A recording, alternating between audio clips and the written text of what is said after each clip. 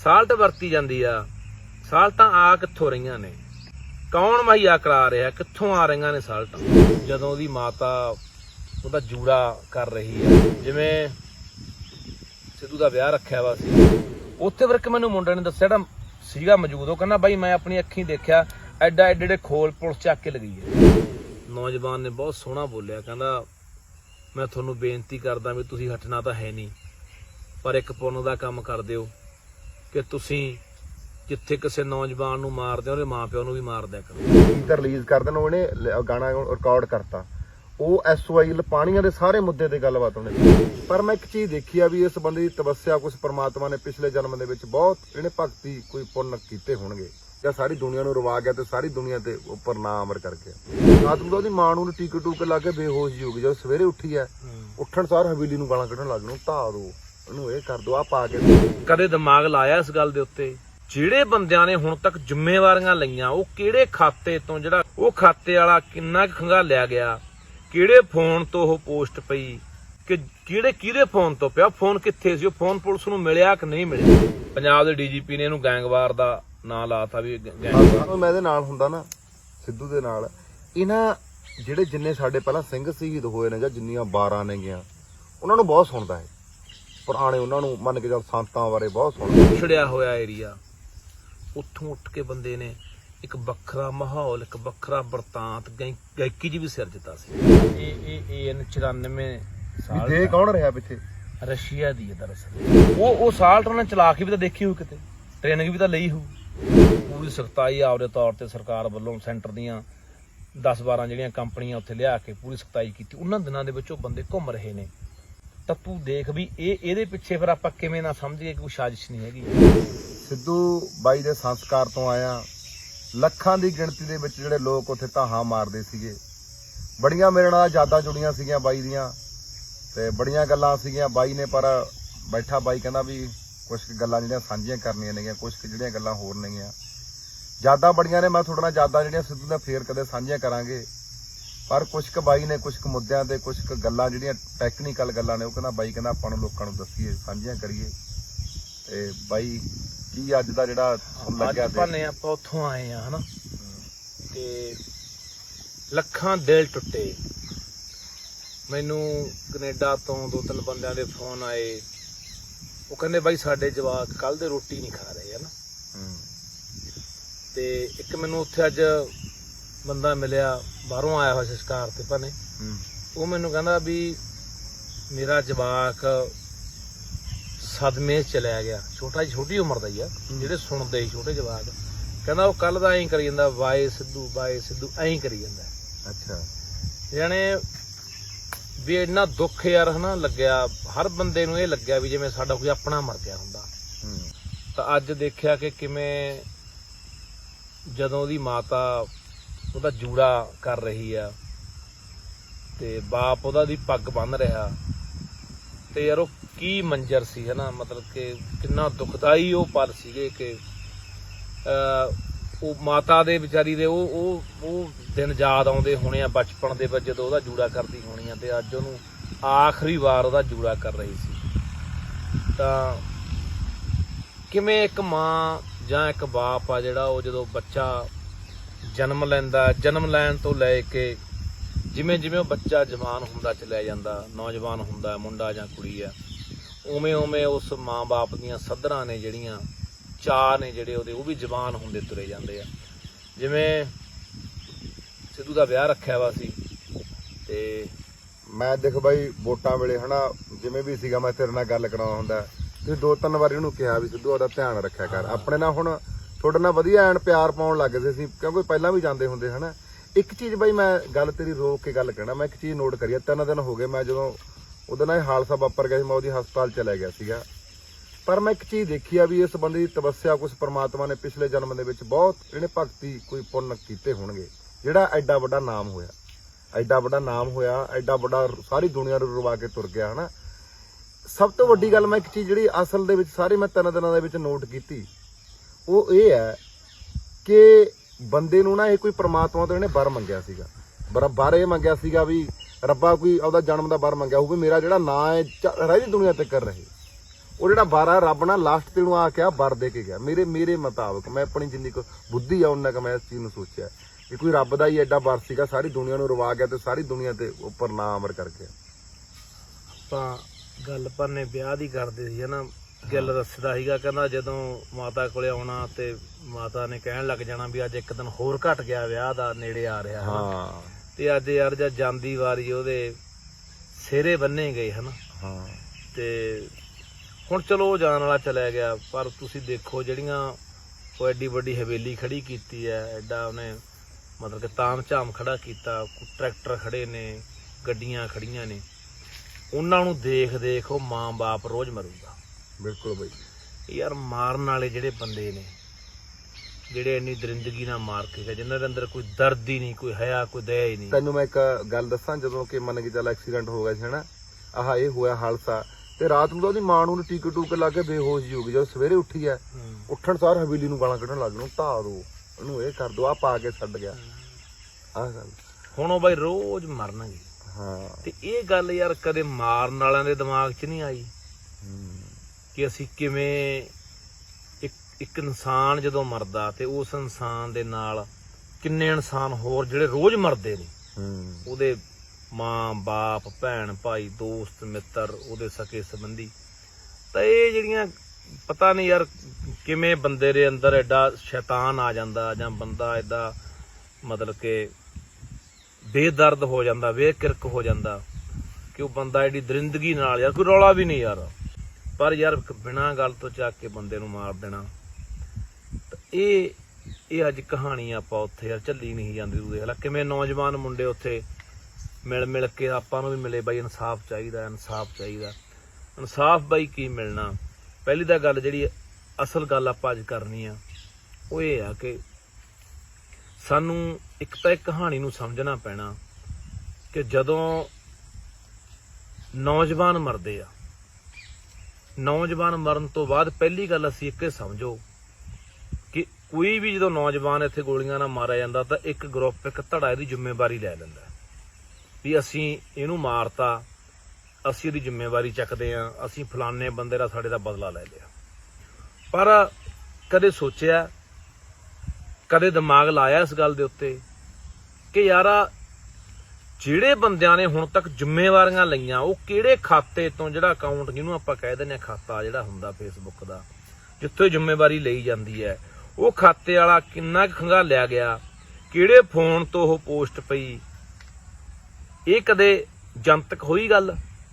ਹੁਣ ਤੱਕ ਕਿੰਨੀਆਂ ਜ਼ਿੰਮੇਵਾਰੀਆਂ ਲਈਆਂ ਗਈਆਂ, ਕਿੰਨੇ ਬੰਦੇ ਮਰੇ? ਕਦੇ ਸੋਚਿਓ, ਦਿਮਾਗ ਦੇ ਨਾਲ ਗੌਰ ਕਰਿਓ ਕਿ ਕਦੇ ਵੀ ਇਹ ਗੱਲ ਸਾਹਮਣੇ ਨਹੀਂ ਆ ਸਕੀ ਕਿ ਕਿਹਦੇ ਫੋਨ ਤੋਂ ਪਿਆ, ਫੋਨ ਕਿੱਥੇ ਸੀ, ਉਹ ਫੋਨ ਪੁਲਿਸ ਨੂੰ ਮਿਲਿਆ ਕਿ ਨਹੀਂ ਮਿਲਿਆ।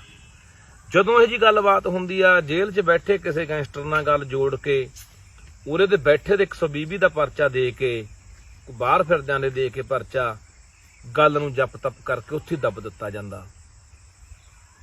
ਬਸ ਵੀ ਹਾਂ ਫਲਾਣੇ ਬੰਦੇ ਨੇ ਜ਼ਿੰਮੇਵਾਰੀ ਲਈ ਸੀ, ਅਸੀਂ ਰਿਮਾਂਡ ਤੇ ਲਿਆਂਦਾ, ਇਹਦੀ ਪੁੱਛਗਿੱਛ ਕੀਤੀ, ਇਹ ਮੰਨ ਗਿਆ। ਜਾਣੇ ਇੱਥੇ ਇਹ ਮਸਲਾ ਸਮਝਣ ਦੀ ਲੋੜ ਆ ਕਿ ਇਹ ਕਹਾਣੀ ਕਿਉਂ ਵਾਪਰ ਰਹੀ ਆ। ਤੁਸੀਂ ਇਹ ਦੇਖੋ ਕਿ ਇਸ ਵਾਰਦਾਤ ਦੇ ਵਿੱਚ ਸਾਲਟ ਵਰਤੀ ਜਾਂਦੀ ਹੈ, ਸਾਲਟਾਂ ਆ ਕਿੱਥੋਂ ਰਹੀਆਂ ਨੇ? ਕੌਣ ਮੁਹੱਈਆ ਕਰਾ ਰਿਹਾ? ਕਿੱਥੋਂ ਆ ਰਹੀਆਂ ਨੇ ਸਾਲਟਾਂ? ਇਹ ਵੀ ਸਾਨੂੰ ਸਮਝਣਾ ਪੈਣਾ। ਦੇਖੋ ਇੱਕ ਗੱਲ ਤਾਂ ਆਪਣੇ ਦਿਮਾਗ 'ਚ ਬਿਠਾ ਲਓ ਕਿ ਜਿਹੜੀ ਆਵਾਜ਼ ਪੰਜਾਬ ਦੇ ਹੱਕਾਂ ਦੀ ਗੱਲ ਕਰੂਗੀ, ਜਿਹੜੀ ਆਵਾਜ਼ ਇਹ ਸਟੇਟ ਦੇ ਜ਼ੁਲਮਾਂ ਦੇ ਖਿਲਾਫ ਬੋਲੂਗੀ, ਉਹ ਆਵਾਜ਼ ਨੂੰ ਇਹ ਕਦੇ ਬਰਦਾਸ਼ਤ ਨਹੀਂ ਕਰਨਗੇ। ਉਹ ਆਵਾਜ਼ ਇਹਨਾਂ ਨੇ ਦੱਬਣੀ, ਉਹ ਆਵਾਜ਼ ਨੂੰ ਖਤਮ ਕਰਨਾ ਹੀ ਕਰਨਾ। ਜਾਂ ਸਭ ਤੋਂ ਵੱਡੀ ਗੱਲ ਬਾਈ ਜਿਹੜੀ ਆਪਦੀ ਕੌਮ ਦੀ ਕੋਈ ਪੰਥ ਦੀ ਗੱਲ, ਬਿਲਕੁਲ ਹਨਾ, ਇਹ ਵੀ ਬਹੁਤ ਵੱਡੀ ਗੱਲ ਆ ਵੀ ਜਿਹੜੀ ਘੱਟ ਗਿਣਤੀ ਆਪਣੀ ਹਾਂ। ਜਿੰਨਾ ਚਿਰ ਸਾਡੇ ਅਸੀਂ ਕੋਈ ਵੀ ਆ, ਚਾਹੇ ਮੈਂ ਚਾਹੇ ਕੋਈ ਵੀ ਆ, ਜਿੰਨਾ ਚਿਰ ਨੌਜਵਾਨ ਇਹਨਾਂ ਦੇ ਹੱਥ ਠੋਕੇ ਬਣ ਕੇ ਕੰਮ ਕਰਦੇ ਨੇ, ਇਹਨਾਂ ਦੇ ਸੰਦ ਬਣ ਕੇ ਕੰਮ ਕਰਦੇ ਨੇ, ਇਹਨਾਂ ਦੇ ਫਿੱਟ ਬੈਠਦੇ ਨੇ ਇਸ ਏਜੰਸੀਆਂ ਦੇ, ਇਸ ਸਟੇਟ ਦੇ, ਉਹਨਾਂ ਚਿਰ ਉਹਨਾਂ ਨੂੰ ਕੋਈ ਖਤਰਾ ਨਹੀਂ, ਕੋਈ ਪਰਵਾਹ ਨਹੀਂ। ਤੁਸੀਂ ਜੋ ਮਰਜ਼ੀ ਕਰੀ ਜਾਓ, ਲੁੱਟਾਂ ਕਰੀ ਜਾਓ, ਖੋਹਾਂ ਕਰੀ ਜਾਓ, ਚੋਰੀਆਂ ਕਰੀ ਜਾਓ, ਡਾਕੇ ਮਾਰੀ ਜਾਓ, ਕਿਸੇ ਕਤਲ ਕਰੀ ਜਾਓ, ਕੋਈ ਪਰਵਾਹ ਨਹੀਂ। ਇੱਕ ਗੱਲ ਤੁਹਾਨੂੰ ਖੁੱਲਾ ਛੱਡ ਦੇ। ਤੁਹਾਡੀ ਗੱਲ ਮੈਂ ਤੁਹਾਨੂੰ ਥੋੜਾ ਬੜਾ ਥੋੜਾ ਦਾ ਤੁਹਾਨੂੰ ਪਤਾ ਇਹ ਚੀਜ਼ਾਂ ਦਾ ਵੀ ਜਿਹੜਾ ਇਹ ਮਰਨ ਵਾਲੇ ਵੀ ਆਪਾਂ ਤੇ ਮਰਵਾਉਣ ਵਾਲੇ ਵੀ ਆਪਾਂ ਹੀ ਆ ਹਨਾ। ਇਹ ਗੱਲ ਸਹੀ ਹੈ ਬਾਈ, ਇਹ ਮਾਰਨ ਵਾਲੇ ਵੀ ਆਪਣੇ ਹੀ ਹੁੰਦੇ ਨੇ ਕਿ ਮਰਨ ਵਾਲੇ ਵੀ ਆਪਾਂ ਹੀ ਹੁੰਦੇ ਨੇ। ਜਿਹੜੀ ਤੁਸੀਂ ਗੱਲ ਸਟੇਟ ਦੀ ਕਰੀ ਆ ਵੀ ਜਿਹੜੀ ਗੱਲ ਤੁਸੀਂ ਉਹਨਾਂ ਦੀ ਕਰੀ ਆ ਜਿਹੜੇ ਆਪਣੇ ਖਿਲਾਫ ਨੇ ਲੋਕ, ਇਹ ਮਰਨ ਮਰਵਾਉਣ ਵਾਲੇ ਹੈ ਤਾਂ ਆਪਾਂ ਹੀ ਆ, ਇਹ ਆਪਣੇ ਜੀ ਖੇਡ ਖੜੀਆ ਕਰੀ ਜਾਂਦੇ ਨੇ। ਇਹ ਤਾਂ ਸਾਨੂੰ ਹਾਲੇ ਤੱਕ ਸਮਝ ਨਹੀਂ ਪਈ। ਹਾਂ, ਖਾੜਕੂ ਵੀ ਸਾਡੇ ਸੀ ਤੇ ਪੁਲਿਸ ਵੀ ਸਾਡੀ ਸੀ। ਅੱਛਾ, ਆਪਣਿਆਂ ਨੇ ਆਪਣਿਆਂ ਨੂੰ ਮਾਰਿਆ ਨਾ। ਹਾਂ, ਇਹ ਤਾਂ ਦਰਬਾਰ ਸਾਹਿਬ ਦੇ ਉੱਤੇ ਹਮਲਾ ਹੋਇਆ ਤਾਂ ਉਹਦੇ ਵਿੱਚ ਆਪਣੇ ਵੀ ਸੀਗੇ, ਜਾਣੇ ਆਪਣੇ ਸਿੱਖਾਂ ਦੇ ਘਰੇ ਜੰਮੇ ਦਾ ਸੀਗੇ। ਹਾਂ ਬਿਲਕੁਲ। ਤਾਂ ਇਸ ਕਰਕੇ ਜਿਹੜੀ ਇਹ ਗੱਲ ਆ ਵੀ ਜਦੋਂ ਸਟੇਟ ਨੂੰ ਇਹ ਲੱਗਦਾ, ਜਦੋਂ ਏਜੰਸੀਆਂ ਨੂੰ ਇਹ ਲੱਗਦਾ ਕਿ ਇਹ ਬੰਦਾ ਆਪਦੇ ਕੌਮ ਦੀ ਗੱਲ ਕਰੂਗਾ, ਇਹ ਆਪਦੇ ਹੱਕਾਂ ਦੀ ਗੱਲ ਕਰਨਗੇ, ਜਾਂ ਇਹ ਕਿਤੇ ਆਉਣ ਵਾਲੀ ਜਵਾਨੀ ਨੂੰ ਕੋਈ ਜਾਗ ਨਾ ਲਾ ਦੇ, ਉਦੋਂ ਉਹਨਾਂ ਨੇ ਤੁਹਾਨੂੰ ਕਿਸੇ ਵੀ ਕੀਮਤ ਦੇ ਉੱਤੇ ਬਖਸ਼ਣਾ ਨਹੀਂ। ਤੁਹਾਨੂੰ ਉਹ ਮਾਰਨਗੇ, ਤੁਹਾਡੀ ਆਵਾਜ਼ ਨੂੰ ਦੱਬਣਗੇ ਜਾਂ ਤੁਹਾਨੂੰ ਜੇਲ੍ਹ ਸਿੱਟਣਗੇ। ਇੱਕ ਗੱਲ ਬਾਈ ਛੋਟੀ ਜੀ ਹੋਰ ਮੈਂ ਰੋਕ ਕੇ ਕਹਿਣਾ, ਜਿਵੇਂ ਹੁਣ ਤੁਸੀਂ ਹੋ, ਚੱਲ ਆਪਾਂ ਨੂੰ ਮੈਂ ਤੁਹਾਡੇ ਨਾਲ ਦੇਖਿਆ ਬੜੀਆਂ ਸਾਰੀਆਂ ਪਾਰਟੀਆਂ ਆਈਆਂ ਵੀ ਜਾਂ ਤਾਂ ਇਹਨਾਂ ਨਾਲ ਪਾਰਟੀਆਂ ਨਾਲ ਕੰਪਰੋਮਾਈਜ਼ ਕਰਕੇ ਬੰਦਾ ਬਚ ਸਕਦਾ, ਵੀ ਪਾਰਟੀਆਂ ਨਾਲ ਕੰਪਰੋਮਾਈਜ਼ ਕਰ ਲਓ ਹਨਾ, ਇਹਨਾਂ ਦੀ ਗੱਲ ਮੰਨੋ ਫਿਰ ਤਾਂ ਬੰਦਾ ਬਚ ਰਹੂ, ਨਹੀਂ ਥੋੜੇ ਟਾਈਮ ਬਾਅਦ ਗੱਡੀ ਚੜਾ ਦਿੰਦੇ ਨੇ ਕਿਸੇ ਬੰਦੇ ਨੂੰ। ਇਹ ਕੀ ਕਰਨਾ? ਬਸ ਉਹੀ ਮੈਂ ਗੱਲ ਕਰਦਾ। ਆਪਾਂ ਭਾਨੇ ਤੇਰੇ ਯਾਦ ਹੋਣਾ ਡਏ ਤੋਂ ਆਉਂਦੇ ਸੀਗੇ ਵੋਟਾਂ ਤੋਂ 3 ਦਿਨ ਪਹਿਲਾਂ ਦੀ ਗੱਲ ਆ, ਜਦੋਂ ਮੈਂ ਤੈਨੂੰ ਕਿਹਾ ਯਾਰ ਮੇਰੀ ਗੱਲ ਕਰਾ ਹਨਾ, ਤੂੰ ਤੇ ਰੰਧਾਵਾ ਸੀ, ਤੂੰ ਚੱਲ ਉਹਨੂੰ ਫੋਨ ਲਾਇਆ ਤੇ ਮੈਨੂੰ ਇਹੀ ਮਹਾ ਭਰਾ ਮੇਰਾ ਬਚ ਕੇ ਰਹੀ, ਤੇਰੇ ਤੇ ਬੰਦੇ ਲੱਗੇ ਆ। ਹੁਣ ਆਪਾਂ ਗੀਤ ਆਇਆ ਕਿਸਾਨੀ ਅੰਦੋਲਨ ਵੇਲੇ, ਸਿੱਧੂ ਦਾ ਪੰਜਾਬ ਗੀਤ, ਤੂੰ ਹੀ ਮੈਨੂੰ ਉਹਦੇ ਬੋਲ ਤੂੰ ਤੇ ਗੱਲ ਨੇ ਸੁਣਾਏ, ਮੈਂ ਤਾਂ ਕਿਹਾ ਮੈਂ ਤੁਸੀਂ ਕਹੋ ਹਨਾ ਵੀ ਵਧੀਆ ਕੋਈ ਗੀਤ ਕਿਸਾਨੀ ਅੰਦੋਲਨ ਤੇ ਉਹ ਵੀ ਗਾਵੇ। ਗੀਤ ਨਾ ਬਾਈ ਉਹਨੇ ਉਹ ਤਾਂ ਬੜਾ ਤੱਤਾ ਲਿਖਿਆ ਸੀ, ਇੱਕ ਤਾਂ ਪੰਜਾਬ ਉਹਦਾ ਸਿੱਧਾ ਹੀ ਮੰਨ ਕੇ ਤਾਂ ਸਟੇਟ ਨੂੰ ਸਿੱਧਾ ਹੀ ਟਾਰਗੇਟ ਕਰਤਾ ਸੀ। ਅਸੀਂ ਆਖਿਆ ਵੀ ਆਹ ਠੀਕ ਹੈ ਜਿਹੜਾ ਪੰਜਾਬ ਆ ਇਹ ਗੀਤ, ਉਦੋਂ ਮੈਂ ਕਿਹਾ ਵੀ ਕਰ ਫਿਰ ਉਹਦੇ ਕਰਤਾ ਇਹਨੇ ਗੀਤ। ਇਹ ਗੀਤ ਉਹਦਾ ਆਇਆ ਹਨਾ, ਤਾਂ ਉਹਨੇ ਮਤਲਬ ਕਿ ਇੱਕ ਨਵੀਂ ਜਾਗਰਤੀ ਮਤਲਬ ਰੱਖ ਲਓ, ਜਾਂ ਸਾਡੇ ਇਤਿਹਾਸ ਦੀ ਗੱਲ ਰੱਖ ਲਓ, ਜਾਂ ਉਹਨੇ ਝੰਜੋੜਤਾ ਮਤਲਬ ਕਿ ਸਾਨੂੰ ਹਨਾ। ਜਿਹੜਾ ਇੱਕ ਗੀਤ ਨਾ ਬਈ ਹੁਣ ਜੇ ਮੈਂ ਕਹਿਣਾ ਉਹ ਗੀਤ ਰਿਲੀਜ਼ ਕਰ ਦੇਣ, ਉਹਨੇ ਗਾਣਾ ਰਿਕਾਰਡ ਕਰਤਾ, ਉਹ SOIL ਪਾਣੀਆਂ ਦੇ ਸਾਰੇ ਮੁੱਦੇ ਤੇ ਗੱਲਬਾਤ ਉਹਨੇ ਕੀਤੀ। ਇਸ ਲਈ ਹੁਣ ਜਿਹੜਾ ਨਵਾਂ ਗੀਤ, ਇਹਦੇ ਕਈ ਗੀਤ ਮਤਲਬ ਕਿ ਇਹਦੇ ਲਿਖੇ ਵੀ ਪਏ ਸੀ, ਕਈ ਗੀਤ ਰਿਕਾਰਡ ਵੀ ਹੋਏ ਆ, ਜਿਹੜੇ ਪਤਾ ਲੱਗਿਆ ਕਿ ਪੰਜਾਬ ਦੇ ਪਾਣੀਆਂ ਦੇ ਹੱਕ ਦੀ ਗੱਲ, ਬੰਦੀ ਸਿੰਘਾਂ ਦੀ ਰਿਹਾਈ ਦੀ ਗੱਲ, ਕਿਵੇਂ ਸਟੇਟ ਸਾਨੂੰ ਕੀ ਕਰ ਰਹੀ ਹੈ, ਕਿਵੇਂ ਕੁਚਲ ਰਹੀ ਹੈ, ਕਿਵੇਂ ਮਾਰ ਰਹੀ ਹੈ, ਕਿਵੇਂ ਸਾਡਾ ਖਾਤਮਾ ਕਰ ਰਹੀ ਹੈ, ਉਹ ਸਾਰੀਆਂ ਗੱਲਾਂ ਉਹਨਾਂ ਗੀਤਾਂ ਦੇ ਵਿੱਚ, ਉਹਨਾਂ ਸ਼ਬਦਾਂ 'ਚ ਦਰਜ ਸੀਗੀਆਂ। ਦੇਖੋ ਜਿਹੜਾ ਬੰਦਾ ਕੋਈ ਵੀ ਕਿਸੇ ਖੇਤਰ ਦੇ ਵਿੱਚ ਕੋਈ ਮਸ਼ਹੂਰ ਬੰਦਾ ਜਾਂ ਕਿਸੇ ਖੇਤਰ 'ਚ ਲੱਗਿਆ ਹੋਇਆ, ਜਾਂ ਜਿਹੜੇ ਵੀ ਬੰਦੇ ਨੂੰ ਲੋਕ ਸੁਣਦੇ ਨੇ, ਤਾਂ ਉਹਦੇ ਉੱਤੇ ਏਜੰਸੀਆਂ ਦੀ ਨਜ਼ਰ ਵੀ ਹੁੰਦੀ ਹੈ, ਇੰਟੈਲੀਜੈਂਸ ਦੀ ਨਜ਼ਰ ਵੀ ਹੁੰਦੀ ਆ ਕਿ ਬੰਦਾ ਕੀ ਬੋਲਦਾ। ਉਹ ਤੁਹਾਡੇ ਕੱਲੇ ਸ਼ਬਦ ਨੂੰ ਮੂੰਹੋਂ ਨਿਕਲੇ ਨੂੰ ਉਹ ਦੇਖਦੇ ਨੇ, ਸੁਣਦੇ ਨੇ ਕਿ ਇਹਦਾ ਕੀ ਬੋਲਦਾ, ਇਹਦੇ ਮਨ 'ਚ ਕੀ ਆ, ਇਹਦੇ ਦਿਮਾਗ 'ਚ ਕੀ ਆ, ਇਹਦਾ ਅਸਰ ਕੀ ਹੋਣਾ। ਉਹ ਸਾਰੀ ਚੀਜ਼ ਉਹ ਇਹ ਤੇ ਵੀ ਨਜ਼ਰ ਹੋਣੀ ਆ ਕਿ ਯਾਰ ਇਹ ਕੀ ਲਿਖੂਗਾ ਜਾਂ ਕੀ ਆਉਣ ਵਾਲੇ ਸਮੇਂ 'ਚ ਗਾ ਸਕਦਾ। ਤਾਂ ਹੋ ਨਹੀਂ ਸਕਦਾ, ਮੈਂ ਕਹਿੰਦਾ ਇਹ 100% ਦੀ ਮੈਂ ਗੱਲ ਦਾਅਵੇ ਨਾਲ ਕਹਿ ਸਕਦਾ ਕਿ ਇਹ ਕੋਈ, ਜਿਵੇਂ ਹੁਣ ਪੰਜਾਬ ਦੇ DGP ਨੇ ਇਹਨੂੰ ਗੈਂਗਵਾਰ ਦਾ ਨਾਂ ਲਾਤਾ ਵੀ ਗੈਂਗਵਾਰ। ਹੱਸ ਕੇ ਇੰਟਰਵਿਊ ਕਰੀਏ। ਹਾਂ, ਤੁਸੀਂ ਦੇਖੋ ਜਦੋਂ ਫਿਰ ਇਸ ਤਰ੍ਹਾਂ ਦੀ ਇਹਨਾਂ ਨੇ ਦੇਖੋ ਆਪਦੇ ਸਿਰ ਤੇ ਨੇ ਗੱਲ ਲੈਣੀ ਨਹੀਂ, ਉਹਨੂੰ ਕੋਈ ਜਾਂ ਤਾਂ ਐਕਸੀਡੈਂਟ ਦਾ ਰੂਪ ਦੇਣਗੇ, ਜਾਂ ਕੋਈ ਗੈਂਗਵਾਰ ਦਾ ਨਤੀਜਾ ਦਿਖਾਉਣਗੇ, ਜਾਂ ਕੋਈ ਆਪਸੀ ਰੰਜਿਸ਼ ਦਾ ਦਿਖਾਉਣਗੇ, ਜਾਣੇ ਕੋਈ ਨਾ ਕੋਈ ਇਹਨਾਂ ਨੇ ਬਹਾਨਾ ਘੜ ਕੇ ਕੋਈ ਨਾ ਕੋਈ ਰੂਪ ਦੇ ਕੇ ਆਪਦੇ ਗਲੋਂ ਗਲਾਵਾਂ ਲਾ ਕੇ ਸੁਰਖਰੂ ਹੋ ਜਾਣਾ ਹੁੰਦਾ ਤੇ ਉਸ ਆਵਾਜ਼ ਨੂੰ ਬੰਦ ਕਰ ਦੇਣਾ ਹੁੰਦਾ।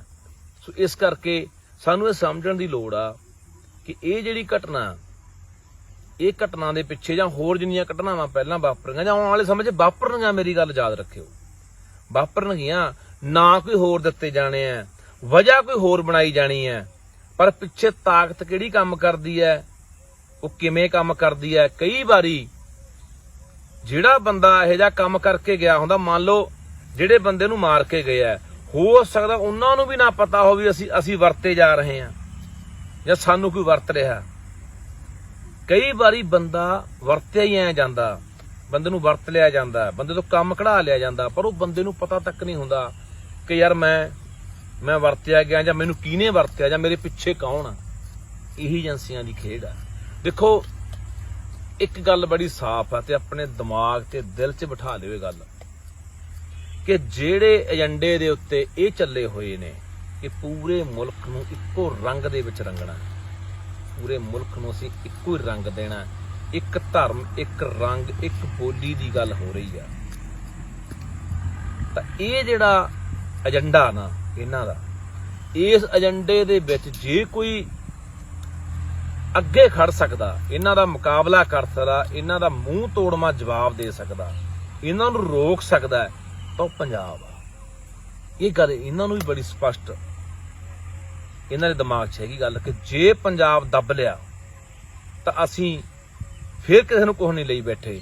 ਹੁਣ ਇਸੇ ਕਰਕੇ ਤੁਸੀਂ ਦੇਖੋ, ਇਹ ਕਿਸੇ ਵੀ ਤਰੀਕੇ ਨਾਲ ਚਾਹੁੰਦੇ ਨੇ ਕਿ ਪੰਜਾਬ ਦੀ ਜਵਾਨੀ ਜਿਹ 'ਚ ਅਣਖ ਦਾ ਤੱਤ ਹੈ, ਗੈਰਤ ਦਾ ਮਾਦਾ ਹੈ, ਦਲੇਰੀ ਹੈ, ਜੁਰਤ ਹੈ, ਗੁਲਾਮੀ ਨਹੀਂ ਸਹਿਣ ਦੀ ਆਦਤ, ਉਹਨੂੰ ਕਿਵੇਂ ਖਤਮ ਕਰਨਾ। ਜਾਂ ਤਾਂ ਉਹਨੂੰ ਨਸ਼ੇ ਤੇ ਖਤਮ ਕਰ ਦਿਓ। ਨਸ਼ਾ ਵੀ ਮੈਂ ਬਹੁਤ ਵਾਰੀ ਬੋਲਿਆ ਕਿ ਆਮ ਵਰਤਾਰਾ ਨਹੀਂ ਹੈ, ਇਹ ਵੀ ਸਾਡੀ ਨਸਲਕੁਸ਼ੀ ਦਾ ਇੱਕ ਰੂਪ ਹੈ।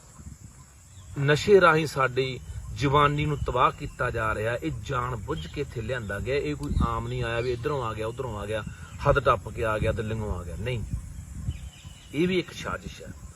ਅਗਲੀ ਗੱਲ, ਸਾਡੀ ਜ਼ਬਾਨੀ ਦੇ ਵਿੱਚ ਆਹੇ ਜਿਹੜੇ ਕਾਂਡ ਕਰਾ ਕੇ ਦਹਿਸ਼ਤ ਦਾ ਮਾਹੌਲ ਪਾਉਣਾ, ਡਰ ਦਾ ਮਾਹੌਲ ਪੈਦਾ ਕਰਨਾ ਕਿ ਇੱਥੇ ਕੋਈ ਰਹੇ ਹੀ ਨਾ। ਹੁਣ ਜਿਹੜੀ ਇਹ ਘਟਨਾ ਹੈ, ਜਦੋਂ ਪਹਿਲਾਂ ਸੰਦੀਪ ਨੰਗਲੰਬੀਆਂ ਦੀ ਘਟਨਾ ਵਾਪਰੀ, ਇਹ ਘਟਨਾਵਾਂ ਤੋਂ ਬਾਅਦ ਜਿਹੜੀ ਪੰਜਾਬ ਦੀ ਜ਼ਬਾਨੀ ਉਹ ਸੋਚਣ ਲਈ ਮਜਬੂਰ ਹੋ ਗਈ ਵੀ ਯਾਰ ਇੱਥੇ ਰਹਿਣ 'ਚ ਕੋਈ ਫਾਇਦਾ ਨਹੀਂ ਬਾਈ। ਬਹੁਤ ਸਾਰੇ ਬਾਈ ਲਿਖੀ ਵੀ ਜਾਂਦੇ ਨੇ ਇਹ ਗੱਲ, ਬੋਲੀ ਵੀ ਜਾਂਦੇ ਨੇ, ਕਈ ਗਾਇਕ ਵੀ ਬੋਲੀ ਜਾਂਦੇ ਨੇ ਇਹੀ ਗੱਲ। ਉਹਨਾਂ ਵਾਸਤੇ ਬਾਰੇ ਗੱਲ ਨਹੀਂ ਵੀ ਪੰਜਾਬ 'ਚ ਨਹੀਂ ਰਹਿਣ ਨੂੰ ਅਸੀਂ ਰਹਿਣਾ ਚਾਹੁੰਦੇ। ਪਰ ਮੈਂ ਫਿਰ ਤੁਹਾਨੂੰ ਬੇਨਤੀ ਕਰਦਾ, ਖਾਸ ਕਰਕੇ ਪੰਜਾਬ ਦੀ ਜਵਾਨੀ ਨੂੰ, ਨਿਰਾਸ਼ ਨਾ ਹੋਵੋ ਯਾਰ, ਹਤਾਸ਼ ਨਾ ਹੋਵੋ, ਟੁੱਟੋ ਨਾ। ਬਹੁਤ ਮਾੜਾ ਸਮਾਂ ਇਸ ਕੌਮ ਨੇ, ਇਸ ਪੰਜਾਬ ਨੇ ਦੇਖਿਆ। ਕਦੇ ਗਿਣਤੀ ਦੇ ਰਹਿ ਗਏ ਸੀ, ਜੰਗਲਾਂ 'ਚ ਚਲੇ ਗਏ ਸੀ, ਕਿਤਾਬਾਂ 'ਚ ਲਿਖਤੇ ਸੀਗੇ ਵੀ ਇਹ ਤਾਂ ਖਤਮ ਹੋ ਗਏ, ਇਹ ਤਾਂ ਮੁੜ ਕੇ ਉੱਠਣੇ ਨਹੀਂ। ਪਰ ਮੁੜ ਕੇ ਉੱਠ ਕੇ ਰਾਜ ਭਾਗ ਕਾਇਮ ਕੀਤਾ ਤੇ ਪੂਰੀ ਦੁਨੀਆ 'ਚ ਛਾਏ ਆ। ਅੱਜ ਕੋਨੇ-ਕੋਨੇ 'ਚ ਬੈਠੇ ਆ। ਇਹ ਕਦੇ ਵੀ ਜ਼ਿੰਦਗੀ ਦੇ ਵਿੱਚ, ਮੈਂ ਹਮੇਸ਼ਾ ਇੱਕ ਬਹਾਨੇ ਗੱਲ ਕਹਿਣਾ ਹੁੰਦਾ ਕਿ ਨਿਰਾਸ਼ਾਵਾਦੀ ਨਹੀਂ ਹੋਣਾ ਚਾਹੀਦਾ, ਹਮੇਸ਼ਾ ਆਸ਼ਾਵਾਦੀ। ਨਹੀਂ, ਇਹੋ ਜਿਹੀਆਂ ਘਟਨਾਵਾਂ ਤੋਂ ਸਾਨੂੰ ਸਬਕ ਲੈਣ ਦੀ ਲੋੜ ਹੈ, ਸਮਝਣ ਦੀ ਲੋੜ ਹੈ ਕਿ ਇਹਦੇ ਪਿੱਛੇ ਸਾਜ਼ਿਸ਼ ਕੀ ਆ, ਕੌਣ ਕੰਮ ਕਰ ਰਿਹਾ, ਕਿਹਦਾ ਦਿਮਾਗ ਕੰਮ ਕਰ ਰਿਹਾ, ਇਹ ਸਮਝਣ ਦੀ ਲੋੜ ਆ। ਇੱਕ ਗੱਲ ਨਾ ਬਾਈ ਮੈਂ ਤੁਹਾਨੂੰ ਦੱਸਾਂ, ਇਹ ਨਾ ਮੈਂ ਫਿਲਮਾਂ ਟਾਈਮ ਤੋਂ ਵੀਡੀਓ ਸੀ ਗਾਣਾ ਦੇ ਬਣਾਏ, ਮੇਰਾ ਤਾਂ ਬਾਹਲੀ ਜ਼ਿਆਦਾ ਸਾਂਝ ਸੀ ਇਹਦੇ ਨਾਲ।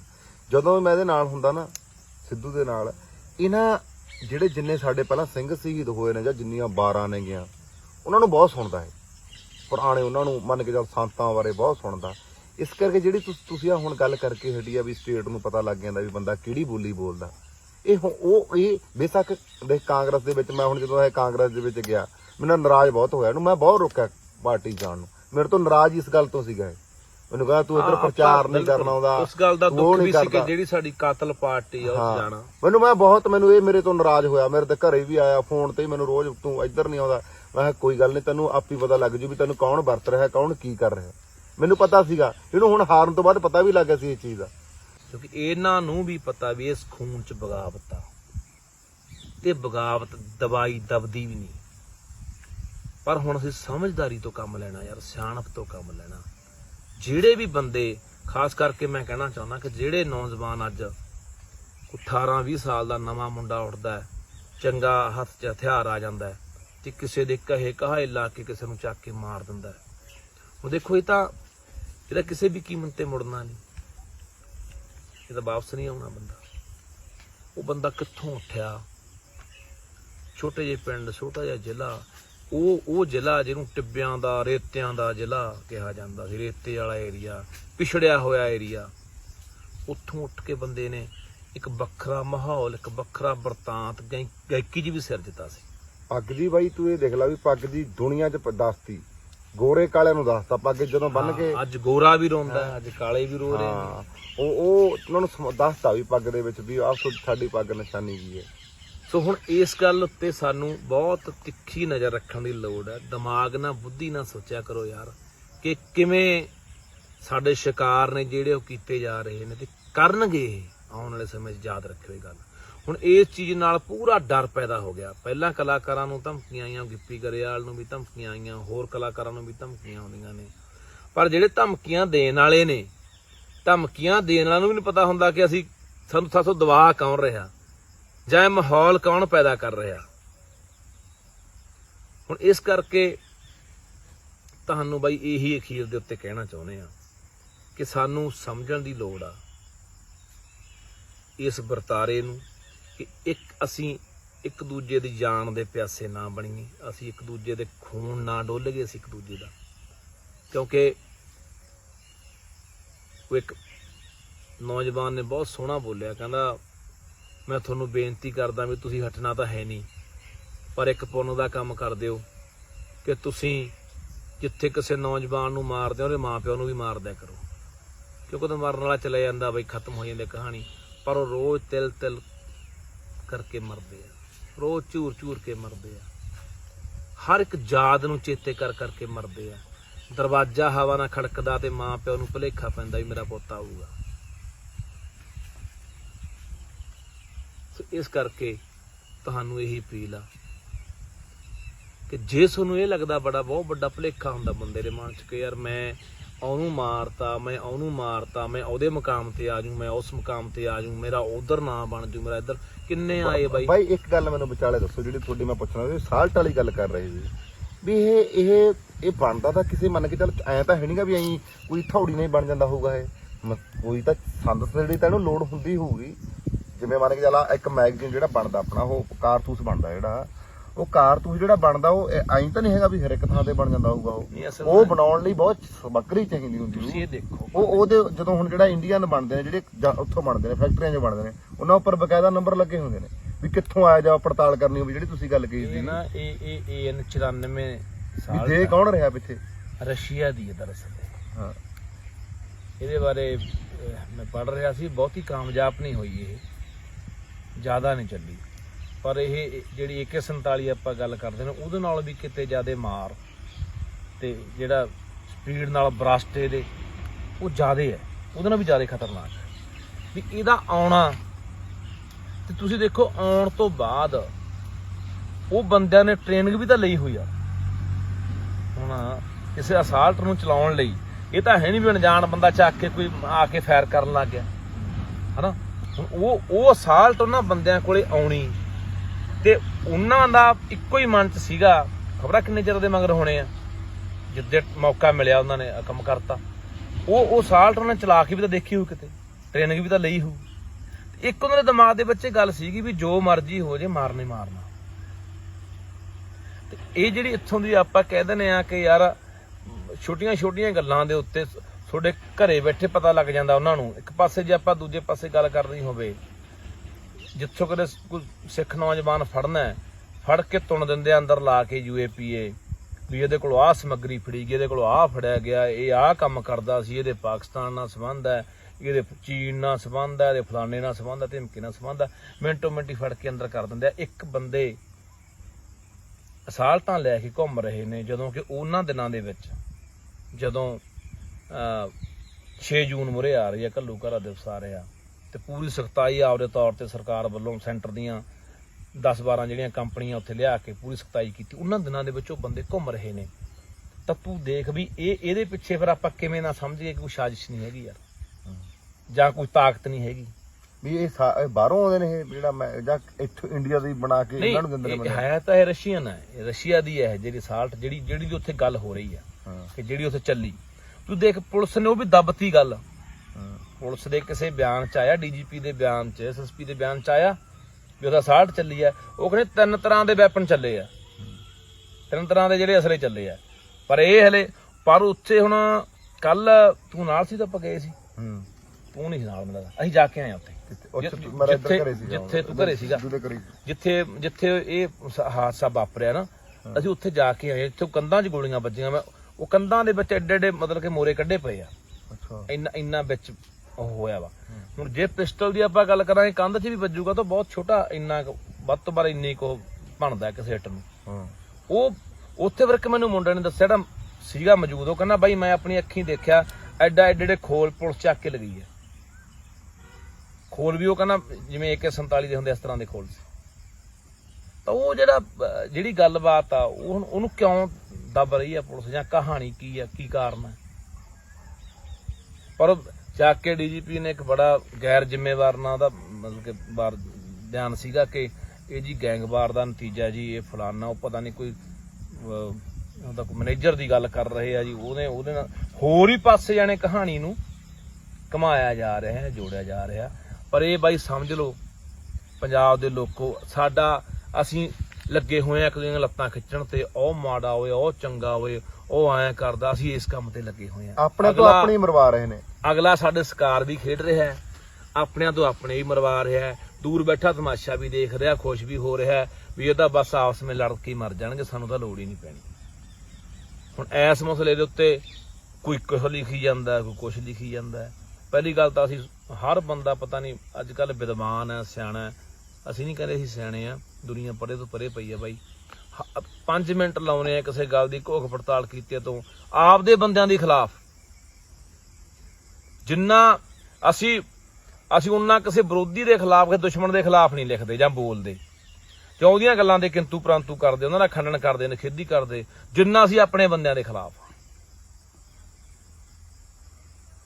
ਪਤਾ ਨਹੀਂ ਕੀ ਜੈਲਸੀ ਆ, ਕੀ ਨਫ਼ਰਤ ਆ, ਢੋਂਗ ਅਸੀਂ ਬਹੁਤ ਵੱਡਾ ਕਰਦੇ ਹਾਂ ਉੱਤੋਂ ਵੀ ਅਸੀਂ ਪੰਜਾਬ ਪ੍ਰਸਤਾਂ, ਅਸੀਂ ਸਾਡੇ 'ਚ ਦਰਦ ਆ ਕੌਮ ਦਾ।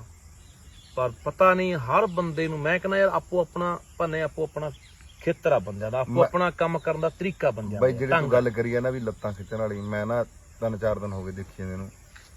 ਸਭ ਤੋਂ ਵੱਡੀ ਗੱਲ ਉੱਥੇ ਰਾਜਨੀਤੀ ਮੈਂ ਨਹੀਂ ਦੇਖੀ ਹੁੰਦੀ, ਆਮਦੇ ਮੈਂ ਅੱਖੀਂ ਦੇਖੀ ਇੰਨੀ ਰਾਜਨੀਤੀ ਵੀ ਵੋਟਾਂ ਦੇ ਮਾਰੇ। ਕੁਛ ਬੰਦੇ ਵੀ ਯਾਰ ਬੰਦੇ ਦਾ ਘਰ ਉੱਜੜ ਗਿਆ, ਸਾਰਾ ਕੁਝ ਤਬਾਹ ਹੋ ਗਿਆ, ਮਾਂ ਪਿਓ ਵੀ ਆਪਾਂ ਇੱਥੇ ਵੀ ਰਾਜਨੀਤੀ ਕਰ ਰਹੇ ਹਾਂ, ਉੱਥੇ ਵੀ ਰਾਜਨੀਤੀ ਕਰੀ ਜਾਣ ਬੰਦੇ ਵੋਟਾਂ ਦੇ ਮਾਰੇ। ਮੈਂ ਦੇਖੀ ਆ ਵੀ ਯਾਰ ਕੋਈ ਗੱਲ ਨਹੀਂ ਯਾਰ, ਮੂਹਰੇ ਹੋ ਮੰਨ ਕੇ ਚੱਲ ਹਨਾ ਵੀ ਯਾਰ ਪਰਿਵਾਰ ਨੂੰ ਮੂਹਰੇ ਹੋ ਲੈਣ ਦੇ, ਉਹਨਾਂ ਨੂੰ ਬੈਠ ਲੈਣ, ਤੁਸੀਂ ਪਿੱਛੇ ਹੋ ਕੇ ਬਹਿ ਜਾਓ। ਦੇਖ ਪਾਨੇ ਸਿਆਸਤਦਾਨ ਲਈ ਤਾਂ ਇਹ ਬਹੁਤ ਵੱਡਾ ਮੌਕਾ ਹੁੰਦਾ ਜਦੋਂ ਇਹੋ ਜਿਹਾ ਹਾਦਸਾ ਵਾਪਰ। ਦੂਜੀ ਗੱਲ ਸਾਲਾ ਚੈਨਲ ਵਾਲੇ ਬਹੁਤ ਹੈਰਾਨ ਕਰਦੇ। ਹਾਂ ਤੂੰ ਦੇਖੋ ਉਹ ਵਿਚਾਰੀ, ਉਹ ਜਿਹੜੀ ਕੁੜੀ ਉਹਦੇ ਨਾਲ ਮੰਗੀ ਸੀ, ਉਹਦੇ ਘਰੇ ਵਗ ਗਏ ਯਾਰ। ਹਾਂ ਸਿਰਫ ਉਹਨਾਂ ਨੂੰ ਉੱਥੇ ਵਿਊ ਦਾ ਚੱਕਰ ਹੁੰਦਾ ਕਿ ਸਾਡੇ ਇੰਨੇ ਵਿਊ ਹੋ ਗਏ, ਸਾਡੇ ਇੰਨੇ ਚੈਨਲ ਤੇ ਬੰਦੇ ਦੇਖ ਰਹੇ ਨੇ। ਮਤਲਬ ਕਿ ਇਸ ਤਰ੍ਹਾਂ ਦੀਆਂ ਖਬਰਾਂ, ਊੜ ਜਰੂਲ ਗੱਲਾਂ ਜਿਹੜਾ ਦਾ ਕੋਈ ਤੋਕੀ ਨਹੀਂ। ਠੀਕ ਆ ਤੁਸੀਂ ਆਏ ਹੋ ਯਾਰ, ਤੁਸੀਂ ਜਿਹੜੀ ਗੱਲਬਾਤ ਆ ਕੋਈ ਉੱਥੇ ਤੁਕ ਬਣਦੀ ਹੈ ਜਿਹਦਾ ਕੋਈ ਸੰਬੰਧ ਆ ਉਸ ਨਾਲ, ਉਹ ਗੱਲਾਂ ਦਿਖਾ ਦਿਓ ਬਿਨਾਂ ਗੱਲ ਤੋਂ। ਇੱਧਰ ਉੱਧਰ ਦੀਆਂ ਗੱਲਾਂ, ਹੁਣ ਤੁਸੀਂ ਦੇਖੋ ਉਹ ਵਿਚਾਰੀ ਕੁੜੀ ਜਿਹੜੀ ਉਹਨੂੰ ਮੰਗੀ ਵੀ ਸੀਗੀ, ਉਹਨੇ ਕੱਲ ਨੂੰ ਵਿਆਹ ਵੀ ਕਿਤੇ ਕਰਾਉਣਾ। ਬਈ ਮੈਂ ਤੁਹਾਨੂੰ ਦੱਸਾਂ ਅਸਲ ਇਹਦੀ ਸੋਚ ਕੀ ਸੀਗੀ, ਇਹਦੀ ਸੋਚ ਇਹ ਸੀਗੀ, ਇਹ ਅਸਲ ਜਿਵੇਂ ਆਪਾਂ ਕਹਿੰਦੇ ਨਾ ਇੱਜ਼ਤ ਪੱਖੋਂ ਠੀਕ ਸੀਗਾ। ਮੈਂ ਕਹਿੰਦਾ ਆਪਦੀ ਜਨਾਨੀ ਨਹੀਂ, ਆਪਦੀ ਜਿਹੜੀ ਮੇਰੀ ਘਰ ਵਾਲੀ ਹੋਊਗੀ ਧਰਮ ਪਤਨੀ, ਉਹ ਨਹੀਂ ਕਹਿੰਦਾ ਮੈਂ ਕਹਿੰਦਾ ਦਿਖਾਉਣੀ ਲੋਕਾਂ ਵਾਂਗੂ ਨਹੀਂ। ਜਿਵੇਂ ਮੰਨ ਕੇ ਚੱਲ ਮੁੰਡੇ ਕੁੜੀਆਂ ਚੱਲ ਹੁੰਦੇ ਨੇਗੇ ਫੇਮਸ ਐਕਟਰ ਉਕਟਰ ਦੇ ਨਾਲ ਪਾ ਦਿੰਦੇ ਨੇ, ਇਹਦੀ ਸੋਚ ਹੀ ਹੋਰ ਸੀਗੀ। ਅਸਲ ਇਹ ਨਾ ਸੋਚ ਜਿਹੜੀ ਆਪਾਂ ਦੇਖੀਏ, ਸੋਚ ਉਹ ਸੀਗੀ ਵੀ ਜਿਵੇਂ ਯਾਰ ਮੈਂ ਨਹੀਂ ਆਪਣੇ, ਜਿਵੇਂ ਆਪਣੇ ਇੱਧਰ ਲੈਂਦੀ ਹੁੰਦੀ, ਤੁਹਾਡੀ ਸੋਚ ਮੈਂ ਦੇਖਦਾ ਵੀ ਮੈਂ ਨਹੀਂ ਯਾਰ ਆਪਦੀ ਐਵੇਂ ਜਨਾਨੀ ਮੂਹਰੇ ਫੋਟੋਆਂ ਦੇ ਨਚਾਉਣੀ। ਤੁਸੀਂ ਹੁਣ ਉਹਨਾਂ ਦੇ ਘਰੇ ਤੁਰੇ ਫਿਰਦੇ ਹੋ, ਇਹ ਗੱਲ ਹਨਾ। ਇੱਕ ਨਾ ਮੈਂ ਤੁਹਾਨੂੰ ਬਸ ਲਾਸਟ ਗੱਲ ਕਹਿ ਕੇ ਨਾ ਆਪਾਂ ਬੰਦ ਕਰਦੇ ਹਾਂ। ਮੈਂ ਇੱਕ ਬੜਾ ਵੱਡਾ ਲੀਡਰ ਆ ਉੱਥੇ, ਮੈਂ ਨਾਂ ਨਹੀਂ ਚੱਲ ਅੱਜ ਲੈਣਾ ਚਾਹੁੰਦਾ ਆਪਾਂ ਵੀ, ਜੋ ਉਹਨਾਂ ਵਾਂਗੂ ਹੋਏਗਾ ਆਪਣੇ ਫਰਕ ਕੀ ਹੈ। ਜਦੋਂ ਨਾ ਮਾਣ ਆਇਆ, ਪਹਿਲਾਂ ਤਾਂ ਆਪਾਂ ਤਾਂ ਪਹਿਲਾਂ ਚਲੇ ਗਏ ਸੀ ਹਨਾ, ਮੈਂ ਕੋਲੀ ਖੜਾ ਕਹਿੰਦਾ ਮਾਣ ਆਇਆ, ਉਹ ਕਹਿੰਦੇ ਵੀ ਮਾਣ ਆਇਆ, ਕਹਿੰਦਾ ਵੀ ਜੇ ਵੀ ਤੁਸੀਂ ਵੀ ਉਹ ਗੱਲ ਕਰੀ ਜਾਂਦੇ ਜੇ ਆਪਾਂ ਨੂੰ ਨਹੀਂ ਇਨਸਾਫ ਮਿਲਦਾ ਆਪਾਂ ਧਰਨਾ ਲਾਉਣੇ ਆ। ਮੈਂ ਉਹਦੇ ਕੰਨੀ ਸੁਣੀ ਗੱਲ, ਉਹ ਕਹਿੰਦਾ ਵੀ ਜੇ ਇਹਨਾਂ ਨੇ ਧਰਨਾ ਲਾਤਾ, ਵੱਡਾ ਲੀਡਰ ਕੋਈ ਕਹਿੰਦਾ ਫਿਰ ਆਪਣਾ ਕੀ ਬਣੂਗਾ। ਆਹ ਗੱਲ ਮੈਂ ਸੁਣੀ ਉੱਥੋਂ, ਕਹਿੰਦੀ ਆਪਾਂ ਕਹਿੰਦੇ ਨੇ ਜੇ ਆਪਾਂ ਵਿੱਚ ਯਾਰ ਜੇ ਡੀਜੀਪੀ ਨਹੀਂ ਮਾਫੀ ਮੰਗਦਾ ਜਾਂ ਨਹੀਂ ਆਪਾਂ ਨੂੰ ਇਨਸਾਫ ਮਿਲਦਾ, ਆਪਾਂ ਮਾਨਸਾ ਕਿੰਚ ਧਰਨਾ ਲਾਉਣੇ ਆ। ਉਹ ਕਹਿੰਦੇ ਵੀ ਜੇ ਵੀ ਮਾਨ ਵਰਗੇ ਨੇ ਇਹਨਾਂ ਨੇ ਸਾਰੇ ਇਕੱਠੇ ਹੋ ਕੇ ਨੌਜਵਾਨਾਂ ਨੇ ਧਰਨਾ ਲਾਤਾ, ਆਪਣੇ ਕੋਲੇ ਕੀ ਬਚੂਗਾ। ਸਿਆਸਤ ਦੇਖ ਲੈ, ਆਹ ਮੈਂ ਗੱਲ ਆਪਦੀ ਇੱਕ ਵੱਡੇ ਲੀਡਰ ਦੀ ਕੰਨੀ ਸੁਣੀ। ਬਸ ਇਹੀ ਕੁਝ ਹੁੰਦਾ ਯਾਰ ਹਰ ਬੰਦੇ ਨੇ ਭਰਾਵਾ। ਸੋ ਬਾਈ ਇਹੀ ਪੰਜਾਬ ਵਾਲਿਓ, ਖਾਸ ਕਰਕੇ ਨੌਜਵਾਨੋ, ਸੋਨੂੰ ਅਪੀਲ, ਸੋਨੂੰ ਬੇਨਤੀ ਆ ਕਿ ਆਓ ਯਾਰ ਮੁੜੇ ਆਓ ਘਰਾਂ ਨੂੰ, ਆਪਾਂ ਪੰਜਾਬ ਲਈ ਲੜ ਗਏ। ਕਿਉਂਕਿ ਪੰਜਾਬ ਖੁਰਦਾ ਤੁਰਿਆ ਜਾਂਦਾ, ਪੰਜਾਬ ਖਤਮ ਹੁੰਦਾ ਤੁਰਿਆ ਜਾਂਦਾ, ਆਪਾਂ ਇਹਨੂੰ ਵਿਚਾਰ ਗਏ ਯਾਰ। ਇਹੀ ਤੁਹਾਡੇ ਅੱਗੇ ਫਰਿਆਦ ਆ, ਕੱਖ ਨਹੀਂ ਨਿਕਲਣਾ ਬਾਈ। ਮੈਂ ਵੀ ਉਸੇ ਰਾਹਾਂ ਚੋਂ ਹੀ ਆਇਆ, ਪਰ ਮੈਨੂੰ ਸਮਝ ਗੋਲੀਆਂ ਵੱਜਣ ਤੋਂ ਬਾਅਦ ਪਈ, ਜਾਂ ਪ੍ਰਮਾਤਮਾ ਹੀ ਪਤਾ ਨਹੀਂ ਕਦੋਂ ਬੰਦੇ ਨੂੰ ਮੱਤ ਦਿੰਦਾ। ਬਥੇਰੇ ਬੰਦੇ ਹੋਰ ਵੀ ਮੇਰੇ ਵਰਗੇ ਮੁੜੇ ਨੇ, ਮੁੜਿਆ ਹੋ ਯਾਰ ਇਹਨਾਂ ਰਾਹਾਂ ਤੇ। ਕੁਛ ਨਹੀਂ ਬਾਈ, ਮੌਤ ਹੀ ਆ। ਕਿੰਨੇ ਤੁਸੀਂ ਦੇਖ ਲਓ, ਕਿੰਨੇ ਚੱਲ ਗਏ ਤੇ ਕਿੰਨਾਂ ਨੇ ਹੋਰ ਚੱਲ ਜਾਣਾ। ਜੇ ਕੁਛ ਕਰਨਾ ਤਾਂ ਆਪਦੇ ਪੰਜਾਬ ਲਈ ਕਰੋ, ਆਪਣੀ ਮਿੱਟੀ ਲਈ ਕਰੋ ਹਨਾ। ਤੁਹਾਨੂੰ ਕੋਈ ਯਾਦ ਵੀ ਕਰ ਲੂਗਾ, ਯਾਦ ਕਰ ਲੂਗਾ, ਯਾਦ ਵੀ ਕਰ ਲੂਗਾ ਵੀ ਆਪਾਂ ਆਪਣੇ ਨੂੰ ਨਾ ਮਾਰੀਏ, ਵੀ ਆਪਣੇ ਤੇ ਵੱਡੀਆਂ ਜਿਹੜੀਆਂ ਉਹਨਾਂ ਦੇ ਜਿਵੇਂ ਤੁਸੀਂ ਕਿਹਾ ਵੀ ਏਜੰਸੀਆਂ ਦੇ ਆਪਣੇ ਦਾ ਪੰਜਾਬ ਨੂੰ ਖਤਮ ਕਰਨਾ ਚਾਹੁੰਦੇ ਨੇਗੇ, ਵੀ ਆਪਾਂ ਆਪਣੇ ਦੀ ਵੈਰੀ ਹੋਈ ਜਾਂਦੇ ਆ। ਬਸ ਇੰਨੀ ਸਾਨੂੰ ਅਪੀਲ ਹੈ, ਇੰਨੀ ਬੇਨਤੀ ਆ।